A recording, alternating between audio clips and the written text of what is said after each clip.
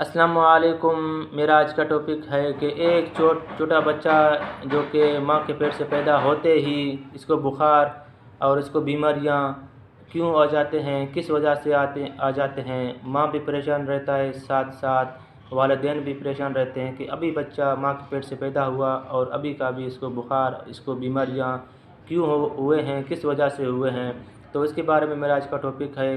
سب سے پہلے وجوہات یہ ہے کہ بچے کو پیلائی ہو جاتا ہے،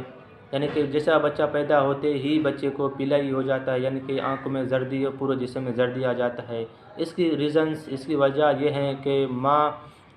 پکوڑے، رول، سموسے، چاٹ اور چٹپٹی چیزیں اور تلی ہوئی چیزیں زیادہ کھاتا ہے، جس کی وجہ سے انہیں ہیموگلوبن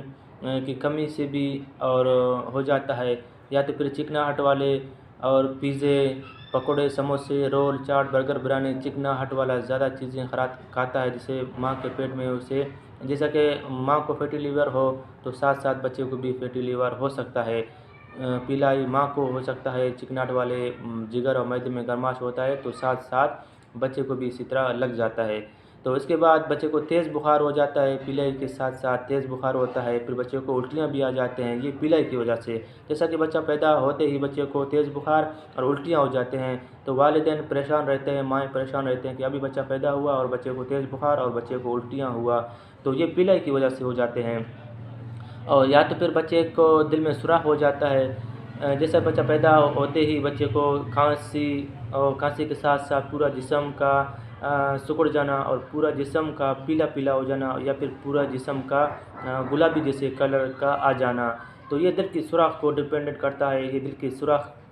کی وجہ سے ہو جاتا ہے۔ کھانسی بھی ہو جاتا ہے، تو دل کی سوراخ اگر بچے کو ہو تو بچے کو بخار بھی ہو جاتا ہے، اور پورے بچے کا جب بچہ بار بار روتا ہے اور رونے کے ساتھ ساتھ پھر بچے کا شکل، بچے کا پورا باڈیز کا کلر چینج ہونے کی طرف جاتا ہے۔ اور یا تو پھر بچہ ماں کے پیٹ سے پیدا ہوتے ہی بچے کو تیز بخار اور بچے کو جھٹکے لگتے ہیں اور بچہ لرزنا شروع ہو جاتا ہے، وہ شوگر کی وجہ سے ہوتا ہے۔ جیسا کہ بچے کو ماں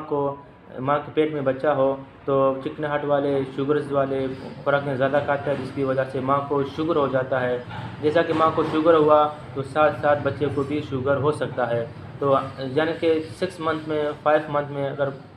ماں کے پیٹ میں بچہ ہو، چھٹے مہینے اور 5ویں مہینے میں ہر مہینے میں ماں کو شوگر کا ٹیسٹ کیا کروانا چاہیے۔ اور اس کے بعد ماں کے پیٹ میں بچہ گند پی لیتا ہے، گند کچرا اندر سے پیتا ہے۔ ماں بچے کو دیر سے اللہ کے حکم سے پیدا ہوتا ہے، جیسا بچہ دیر سے پیدا ہو اتنا بچے کو اندر سے نقصانات ہو جاتے ہیں، اور بچے ماں کے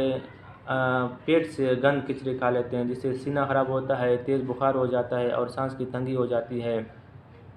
اور یہ پرابلمز ہوتے رہتے ہیں جیسا کہ بچہ پیدا ہوتے ہی۔ تو اس کا ٹریٹمنٹ یہ ہے، اس کی میڈیسنس یہ ہے کہ سب سے پہلے اس کو کسی اچھے سے اچھے فیملی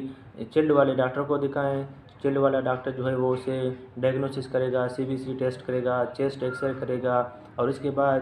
جو عارضی طور پر آپ اپنے گھر میں فرسٹ ایڈ کے لیے CPR ڈراپس اور ہیکس ڈراپس صبح شام دے سکتے ہیں۔ ٹمپریچر ہو تو پیراڈول کے ڈراپس آ جاتے ہیں، آپ اسے دے سکتے ہیں، یہ بھی حسب ضرورت 2 سے 3 دن تک دیتے ہیں۔ اس سے مزید آرام نہ آئے تو کسی اچھے چلڈ والے ڈاکٹر کو دکھائیں تو پھر بہتر رہے گا۔ مزید معلومات کے لیے آپ مجھے کمنٹ کریں، میں کمنٹ پہ آپ کو جلد سے جلد جواب دے دوں گا۔ شکریہ، اپنا خیال رکھیے گا، اللہ حافظ۔